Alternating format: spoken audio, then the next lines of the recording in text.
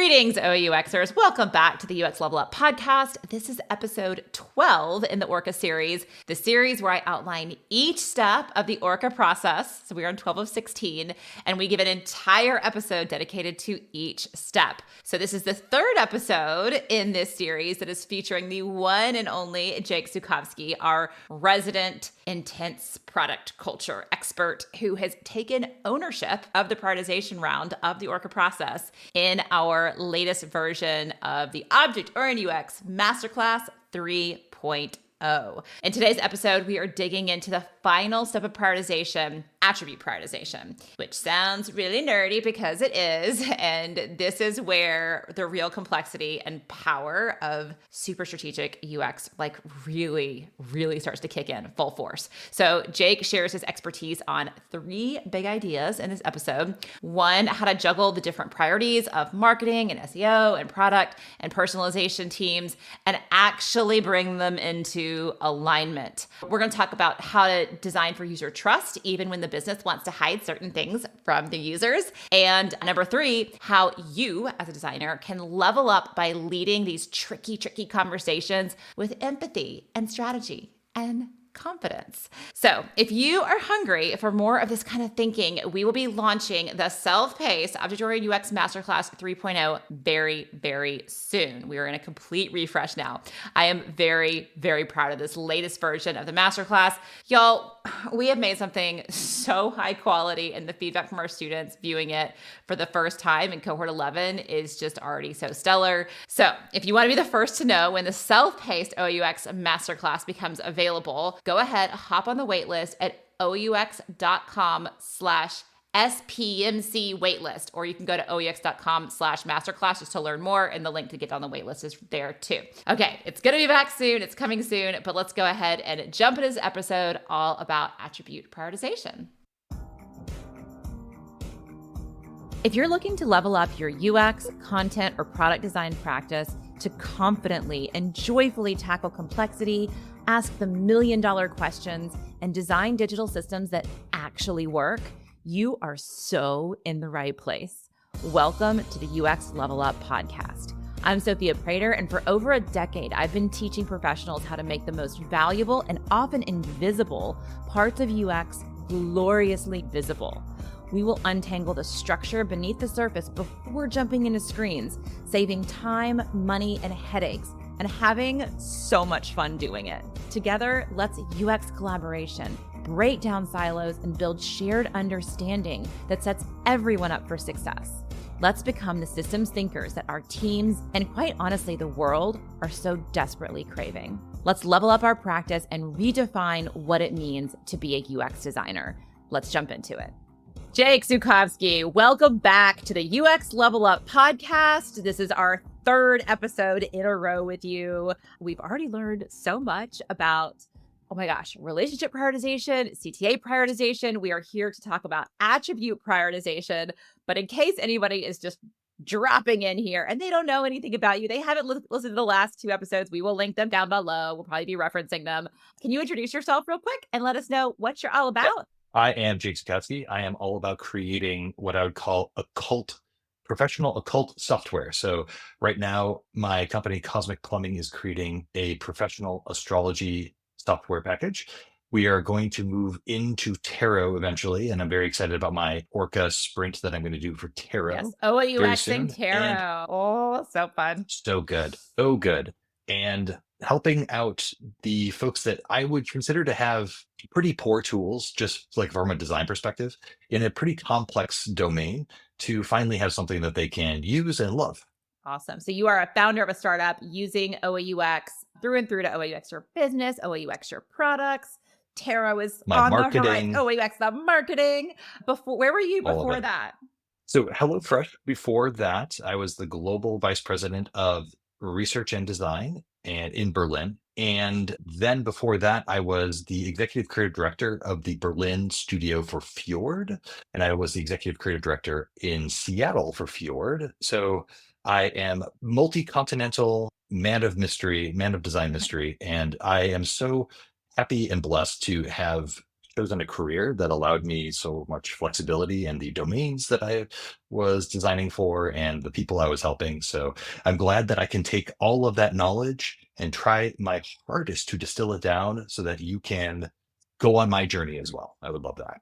And like actually, while you were at HelloFresh, you came onto the podcast. So this is actually your fourth podcast, This is my fourth episode. fourth episode, Exactly. 3 in this little series that we're doing within the wider ORCA series, where we're talking all about the prioritization round. So Do I take am I the champion now? Is 4 the highest anyone's ever I been? think you might be the champion. I don't know. Carolyn Sober James, I think, has 3. So Okay. I think you are the champion now. Blowing But CSJ out of the when water. I Let's talked to go. Allie and Allie and I do 4 episodes in a row because Allie O. Fisher, she's owning the representation round. We're going to come in and we're going to talk about the O's, the R's, the C's, and the A's. So then Allie is going to beat you, but you'll be the reigning Okay. champion for a hot minute. For now? Yes. I'll take it. I'll take it for And now. then we'll have you back next year and y'all will be just neck and neck. So it's not a competition though. We're all one big No, happy family here. exactly. So yes, I will link that other episode. I will link the episodes that we just did in the show notes, as well as the episode from like 2023 or something, like 4? 2020. Yeah, I Maybe can't was it remember. just last year? I don't remember. I don't remember either, remember. but I feel like anyway. So that's a really awesome episode where Jake talks about bringing OUX to HelloFresh into the team and learning about OUX for the first time. From shout out to Erica Queen. Yeah, so that was a great episode. But we're here to talk about attribute prioritization, Yes, ma'am. and I am super excited. What are your feelings on attribute prioritization? What do we want to talk about? What do you want to get into? So for attribute prioritization in the masterclass and advanced masterclass, really what I'm going to be talking about is the need for either at small companies for you to wear lots of different hats and think about attributes from a large variety of angles, or if you're working in a larger organization, how to work with your friends across many different domains and think about how they think about the objects, relationships, calls to action, and attributes within their domain. Because what the brand team cares about is different than what the marketing team cares about, which is different than the product team cares about. And this can sometimes cause lots of stress. And how do we make sure that we are not only building great products for users, but also building great products to support SEO, to enable personalization, and all of that jazz? So we will not be going through enough detail within the course to make you a marketer, to make you an SEO expert, personalization guru, anything like that.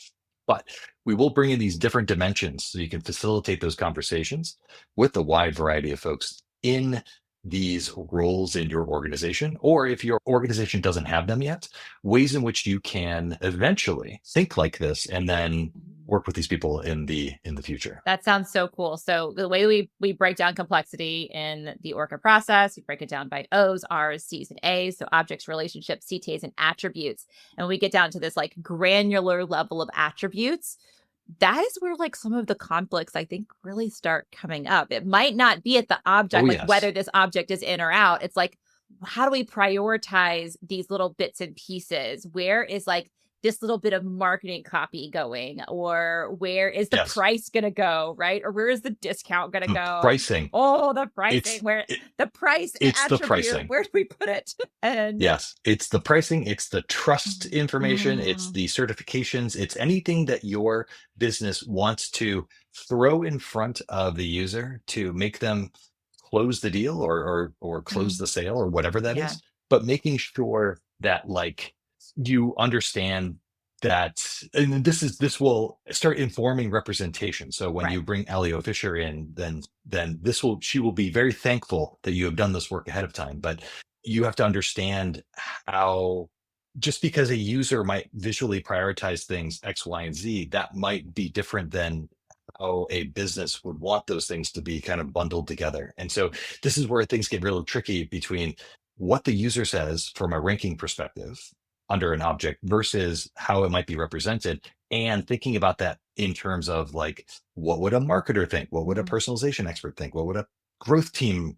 member, pricing expert think? Things like that. And that is just, I mean, to have those lenses as a designer, to have all those kind of business oriented lenses, and to be able to look at like the individual building blocks of a system from those lenses is going to just be such a freaking power move as a designer to be able to Oh do this yeah. and have these conversations. And like, again, like you don't have to be an SEO expert. You don't have to be a marketing expert, but you got to know you're in like where to have these conversations.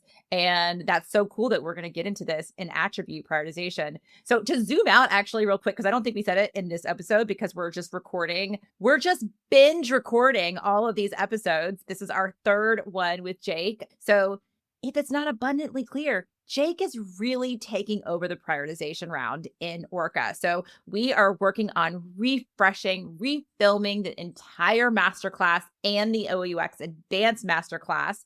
And Jake is owning prioritization. He's owning the entire round. Now I'm going to be woven into there, and it's going to be based on everything that we've already have in prioritization round, but he is going to be taking it up a notch, bringing a lot of his business expertise, his experience, working with clients, working in companies, and working in these, what do we call them? Intense product Yeah, cultures. it's intense product. Intense product culture is hypothesis Mm. driven, experimentation led product cultures. These are intense product cultures. I Yes. think I use Yes. Well, the big you intense gotta voice. make sales. You gotta make sales. You gotta make money. And being a designer within a context like that, there are certain challenges Yeah. that you have a lot of experience with and have had successes with. And you are going to bring that to the OUX masterclass. Every single part of the masterclass is being touched and upgraded. And I'm just super happy to have Jake owning Prio and yeah, helping us really Yeah, talk to the especially biz. exactly. And especially when it comes to things that start feeling like the new hotness when they come in and all of a sudden they feel incredibly disruptive, but really are based in the same principles that we've learned about within OUX philosophy and ORCA methodology. So when the business comes to you and says, like, what's our AI strategy? Or when the business comes to you and says, like, we need to think about augmented reality, like let's say I'm working at Meta, things like that, personalizations, recommendations, Mm. all of that, those conversations don't have to put you on the back foot and start bringing in more tactical thinking, that you can actually leverage your strategic thinking and bring in attribute prioritization methodology in order to have a conversation about how we are going to feed an AI engine in Yeah. order to create great experiences, or what does recommendation and personalization look like from the attribute level, because we can just say we're into recommendations, we're into personalizations, but what does that What does that mean? actually And mean? what does it mean?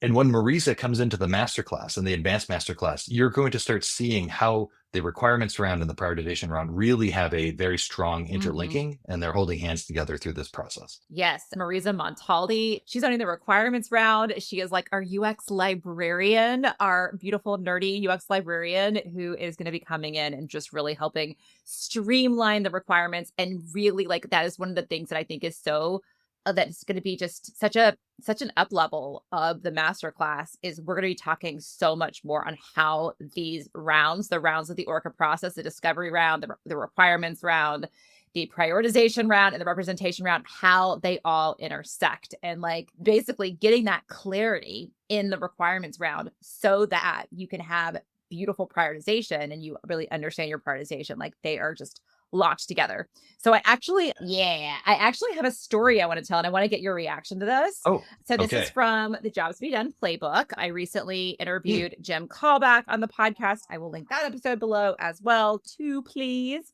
So this case study is from CarMax. This is by Jake Mitchell. So Jake Mitchell was a principal product designer at CarMax, and he tells this story in the book of basically being tasked. His team was tasked on figuring out how to make the photos better of the cars. So this is like for those that don't know about CarMax, you might know about Auto Trader. It's like a competitor of Auto Trader. You're buying cars. We bought our car, CarMax. So they were tasked to like make the photos better, which is like such a funny, like, I don't know, project, right? Make the photos better, make the photos Yeah. work better. So this Yeah. is like the photo team. So the photos are attributes. This is core content attributes on the vehicle object, right? Which is basically their revenue object. We talked about revenue objects in relationship prioritization. So go back to that episode if you want to hear us Go check it to out. check it out. We'll talk more about revenue objects and it might come up here, but basically an object that makes the business money. So our car object or our vehicle object at CarMax is a revenue object and it has an attribute of photos. Okay. And they were doing things like, well, let's increase the resolution of the photos or let's go in and like make the carousel better, or let people like zoom in and like they can pinch and zoom versus like having to click the little zoom button. I'm making up stuff, but it's like was things like that. Like it was interface level, surface level design, y'all, surface level design, and really just throwing shit at the wall of the universe to see if it stuck. And nothing was working, and nothing was like making like actually increasing conversion or anything that they were doing. And then they started doing some jobs to be done thinking, which is basically just asking why. And we can do this at the attribute level where we think, what is the job of this attribute? What is the job of photos? So they did this research and they realized that the job of the photo, people were zooming into the steering wheel, and they were zooming into the steering wheel to be able to see the little Bluetooth icon on the steering wheel, because what they wanted to see is, does it actually have hands-free dialing? Or they're zooming into the door to see if it like has the electric windows or something like that. So they're looking at the photos to see how it connects to To see attributes. features of the Yeah. actual product. And they're like, oh my gosh, Amazing. we can actually help with that. And that actually helped with the design, because it actually, you actually think about the purpose of what is this attribute. And then, so one thing that happened that I think was interesting, that, well, I would love your just like general reaction to this story, because I think this is like such a cool story about asking why, which is really something that we do in the requirements round, but then that informs how we prioritize something and how we might even like prioritize something else. Like, well, it lists the features. You can even like filter by that, but people didn't trust it. They wanted to see it. They didn't trust the metadata. They wanted to actually see it on the car. So I just think that's so freaking interesting. Such a cool story about prioritizing effort, right? Like prioritizing, like putting effort into this one attribute of photos on the car. And that was like something that kind of like what we talked about in some previous episodes of inheriting the strategy. So somebody was like, we got to Yeah. put more effort into photos, into this one attribute. We got to put time, we got to put money, we got to put research into it. How do they know to do that? I don't know, actually. And then figuring out the why, actually really like influencing the design, and even maybe figuring out how photos were prioritized, how it was connected to features, and all sorts of other design decisions that came out of that. Well, we're visual thinkers, so it makes perfect sense to me that we would take the object that is the car and we would look at the attributes on that object in order to and trust whether those attributes were or were not there. And to think about the object of like a car and have the attributes listed out, that's great for sorting and filtering. That's also great for certain detail levels. But there is a certain, it's a high consideration purchase, you know? When you're dealing with high consideration purchases, you need to feel the thing. You need to wrap your arms around it in a certain way. I need, metaphorically speaking, you can't wrap your arms around a car. I don't have arms that I long. know. So it makes perfect sense that you would want to see that stuff, because that's how we act as human beings. Now, I don't know if there was a better way other than like I love that story. I love the idea that you learn something about the trustworthiness of attributes through pictures. And that's really what CarMax was all about from a functional aspect.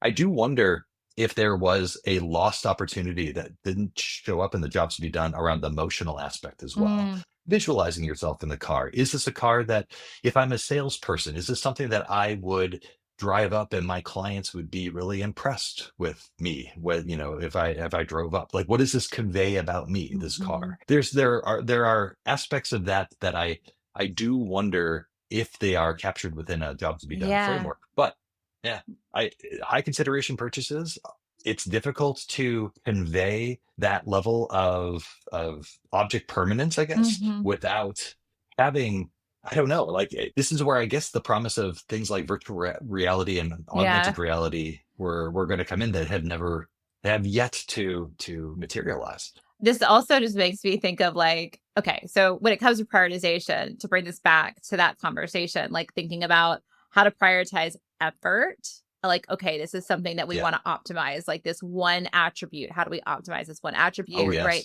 But also like knowing how important attributes are to users' decision making. So this is like really this intersection of like when we talk about prioritization in the masterclass and in ORCA in general, we talk about the business and the user prioritization. So when we talk about the user prioritization, it's Yes. like, where are we positioning this thing? Like, how easy is it to get to it? How much do we highlight this?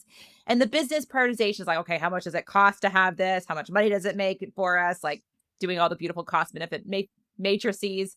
But like thinking about this intersection of, okay, when somebody is deciding on whether they're going to buy this freaking car, like what did you call it? A high value Consideration a purchase. high value, yeah, like it's a big freaking deal to make this decision. It's a big freaking deal. And sometimes even Yeah. just like subscriptions, like it might just be $9 a month, but you're like, you kind of, it feels heavier because it's something that's going to like come out of your pocket every month. So subscriptions could be.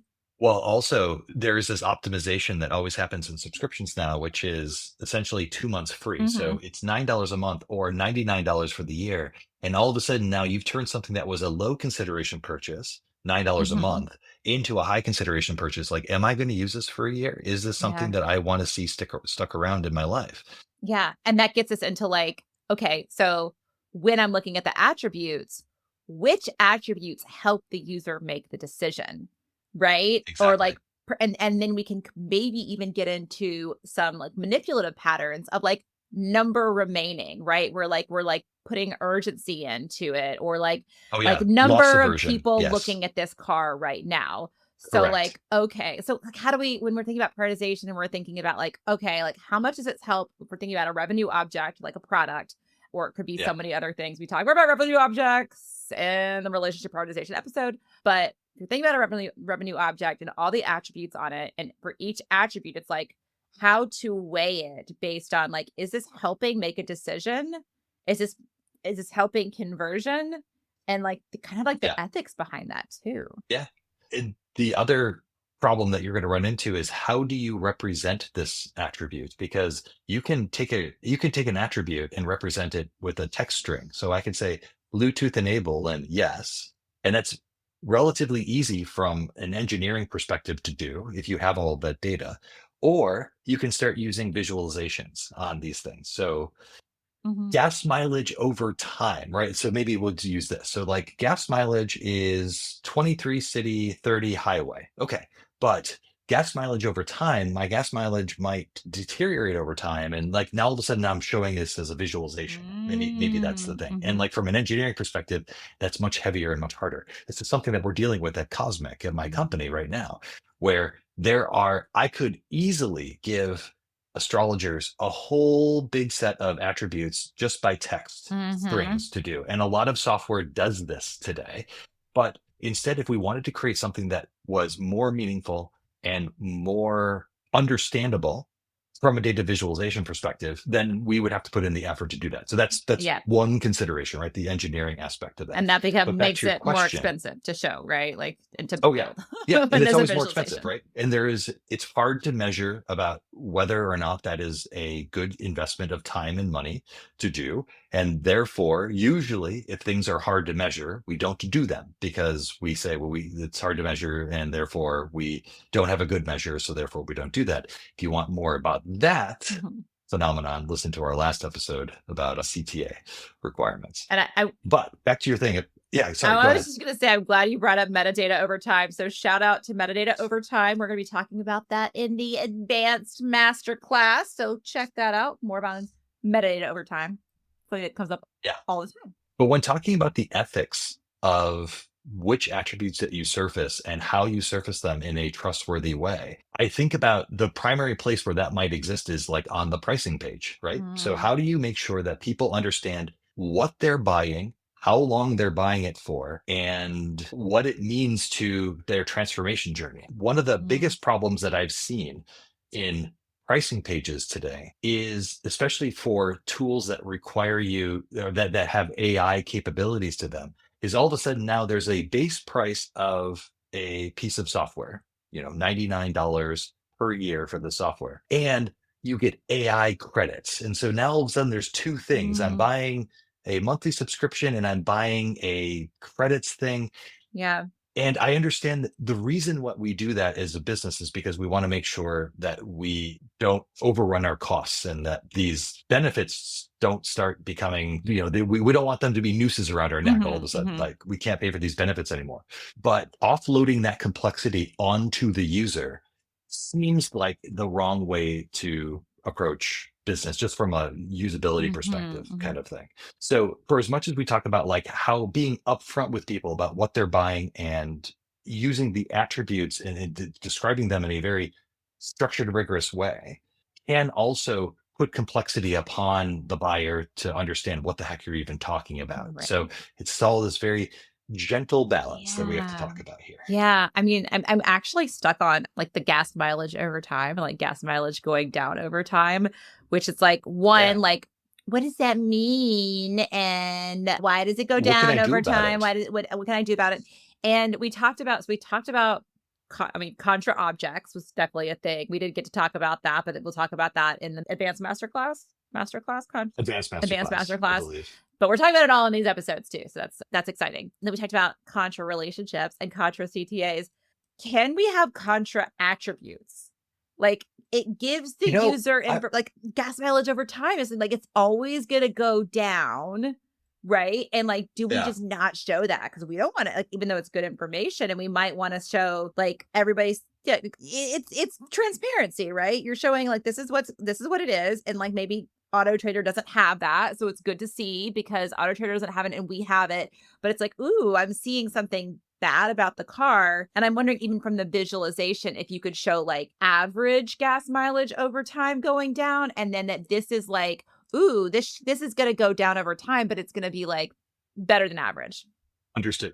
That's exactly where I was going to go, which is like instead of it being the raw number, if you talk about it in terms of an average or whatever, Hmm. that might be the right way to do something to deliver. You want to make sure that you're delivering good news and bad news with the full context. So this can cut both ways. If you're delivering someone bad news, you don't want to do it in a way that is either emotionally manipulative or it's hiding some fact, Hmm. right? So like doing something like gas mileage over time and it decreasing might give you the wrong impression that this car is bad. But if you see it in terms of averages, actually you might say to yourself, oh, okay, actually this car performs better. You didn't have enough context to even understand what that thing meant. And so that was a poor design decision that Hmm. that we had made. When it comes to things like contra CTAs, I know that we've already talked a little bit about this, but like manipulative patterns such as emotional manipulation to make someone feel bad for doing a contra CTA, like unsubscribing from a service, you have to be very careful about that level of like manipulation. And that manipulation can also show up in attribute prioritization and the attribute data as well. Hmm. Essentially, if you get anything from these 3 episodes from me, it's that businesses do best when they are aligned with the needs and wants of their users. And when things start separating, things start drifting away, where the business is clouding information or reframing information in a way that is not beneficial to a data driven discussion with the consumer, that's when things get very Hmm. problematic. And That is, yeah, I was just go going to ahead, jump in and say, and I think that's please. probably no surprise to most people listening. We're all like, yeah, but like the cool thing that we're doing here, the thing that I want to like highlight and double click on is that we're helping you identify those areas of tension so that you can be Yes. proactive about it, and really helping you, actually giving you strategies to be proactive about it, so that when you come and you're looking at your design, you're like, okay, here's a potential contra attribute that might actually bring people away from a purchase, but it increases transparency and trust. And so, how do I come to the business and be like, I think this would be a really valuable thing to show because none of our competitors are showing it? It's like shows a lot of Yep. bravery. It can show trust. It can show like we are telling you more about this vehicle than anybody else is telling you. And to be able to make the case for that in a strategic, diplomatic way is Yeah. amazing. So it doesn't And we're come and context bite you in the ass. It doesn't come back around and it's like, oh, because we weren't exactly. thinking about it. So we want you designers so that we can empower UX designers so that y'all can have a seat at the table. We want you to be able to have these conversations in really professional ways. And Jake, that's what you're bringing to the Yeah. table to elevate the whole prioritization round so we can have those conversations. Exactly. Contextualizing it in a way that has I keep saying adult conversation, this idea that you are having an adult conversation with your users. Let me tell you, this is a thing. I don't even know if this is a thing. We're just going Adult for it. Gas mileage conversation goes with your down. users or with your business. Both. Okay. With your users and your business. With the user, look, gas mileage goes down over time. It happens to all cars. I can tell you, this is the way in which this car is predicted to go down in gas mileage. This is the average. You can make a decision. Yeah. The adult conversation with the business, which is showing this information, will breed trust. And if you live in one of these hypothesis led, experimentation driven product cultures, you can actually use this moment to say, we're going to test this attribute. We're going to test this out to see how much conversion rate we might be losing here, for example, knowing full well that we might be optimizing lifetime value, which is hard to measure. And so we would say, like, we expect that we're going to lose some amount of conversions, but we also expect that people will have higher trustworthiness with our business. And you can measure both sides of that. Yeah. And I think we talked about the measuring piece a lot in our CTA Prio conversation. I just love the idea of like not only having these adult conversations with a business, like we can be like, we're coming in because we have our eyes wide open, like we understand what the business is looking for. We can identify these contra O's, R's, C's, and A's, and come to the table with like, not armed. I'm like all my metaphors are very warlike right now, but like like you come prepared. Let's just say you come prepared. Yeah. But like also think you've got a pocket full of great ideas, Yes. a pocket full of great methodology. Yes, you're ready. You're not like, you don't feel ambushed by when the business is like, well, what about blah, blah, blah, and all our sales are going to go down by 7% when you do it, because you're ready. But having these adult conversations with your users too is like getting to the heart of like, it's that trust, because I feel like we keep like that's a theme that I did not expect was going to be in here. But of course it's a theme of like trust and the user trusting in the business, and even the business trusting the user too, of like, you're all adults. If you're, catering to adults, you're all adults here, and we're not going to infantilize you, because nobody likes to feel infantilized. And I think like we are often like, yes, it's like, don't make me think. Thank you, Steve Krug. Like, we don't want to make our users have to do, like, we don't want to increase their cognitive load. We know they're doing 18 other things while they're using our application. But at the same time, we want to let them know that we respect them, right? Like, we're going to show you the information that you need to see. We're going to do the best job we can, but we respect your decision-making power. Yeah, exactly. And this can also extend from stakeholder conversations as well. So to bring it back to HelloFresh for a second, at HelloFresh, it was an organization that was mid-size when I started and turned large size through the pandemic, because we had a lot of success back then. And what ends up happening is when companies go from mid-size to large size, all of a sudden, when you're wearing lots of hats, now you trade in your lots of hats for very deep domain expertise. That's great, because now you get to think about your problem very deeply, and that's like on the team. That's usually great. Yeah, yeah, exactly, on the team. So like, whether you're a marketer, whether you're an SEO expert, whether you're a data scientist, like all of a sudden now you can think very deeply about your domain. Yeah.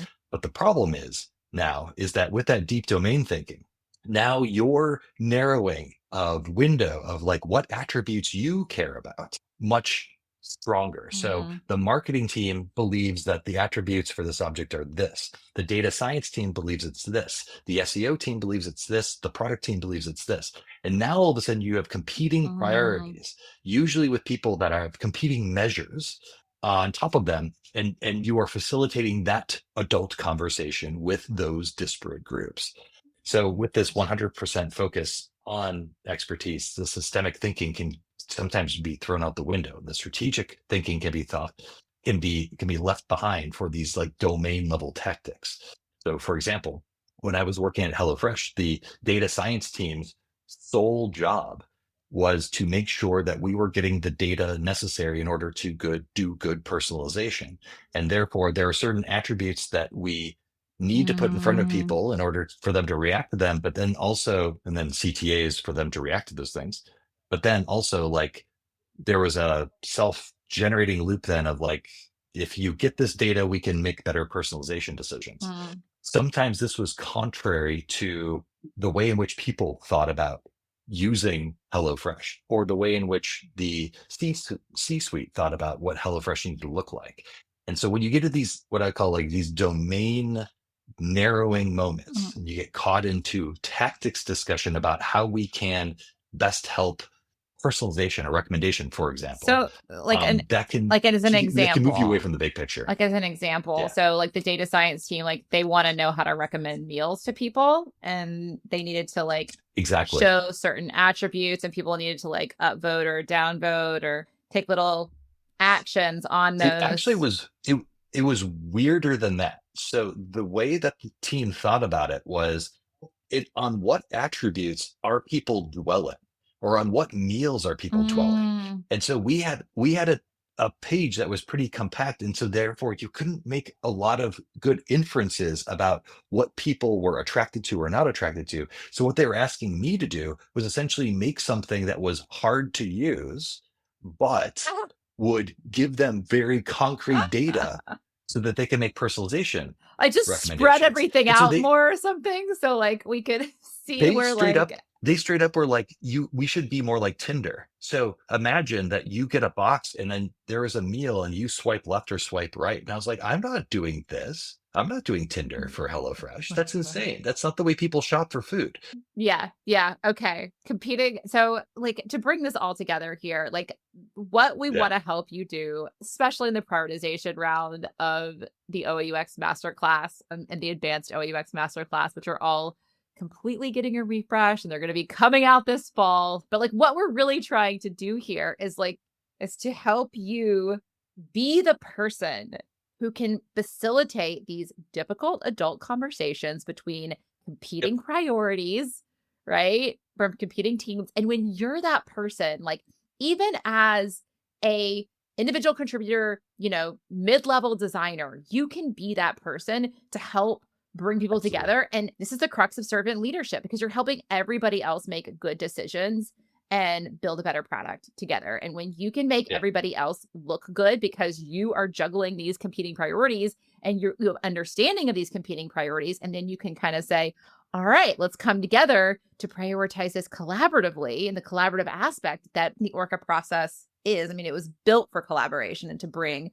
cross-functional teams together, right? So that we could all get on the same Absolutely. freaking page and sing together. And like, we're just, arms crossed, going forward in the same direction, teams amplifying each other instead of diluting each other's expertise. Like, I just cannot say enough, like, what a beautiful thing this is when you can be that designer. I mean, it is such a level up for your Yeah. career, for like your retention, to be that person. Like, you're the most valuable person on the team because you're making everybody else more valuable and you're making them feel heard and bringing all these competing efforts together. Awesome. I think we think that businesses are cold, logical beasts. But in fact, what I'm trying to teach you in the prioritization round is that the more people you have to talk to, the more what we say is competing priorities that come in, but also the more emotions that come into the conversation. You, as a designer, are uniquely gifted in understanding how to empathize with people. And now I'm saying, instead of just empathizing with your users, how do you empathize with the people that are representing the various pillars of your business? And those people have thoughts, desires, needs, wants. Mhm. They're the same as your users. They're business folks that you see more often and know by their first names and know their kids and pets names, Yeah. right? Yeah. And so bring your empathy, bring Ugh. your whole strategic self to these conversations, and try your hardest to make sure that you're doing something good for the business, but also for the user. That's really, if you get anything from the prioritization round, it's really that. That is so good. Like, to be able to transmute the empathy that you have for your users to stakeholders, business stakeholders, and team Yeah. members that have different competing agendas, and to bring that empathy together and help foster empathy amongst the teams. I mean, this is not easy stuff. This is not easy stuff, but No. that's why most of us designers don't do it, right? And Yeah. seriously, when you become the designer that can do this, you are breathing rarefied air, right? Like, it is not an Really. easy thing to do. It's not an easy thing to learn. There's nothing easy about the OOUX Masterclass, okay? And the certification. It's not, people have called it one of the hardest professional development things that they've ever done, but always so freaking But the worth most it. valuable one. So freaking worth it. For because sure. you will be breathing rarefied air if you can do this work. And hopefully this episode helped. Jake, thank you for coming on the UX Level Up podcast for the last 3 episodes. It was so cool to have you here. And y'all, Good to be here. make sure, come on and join us, OUX.com/certification. Jake's going to be dropping all of this new content, and it's going to be a real party, y'all. You don't want to miss it. Yeah. All right.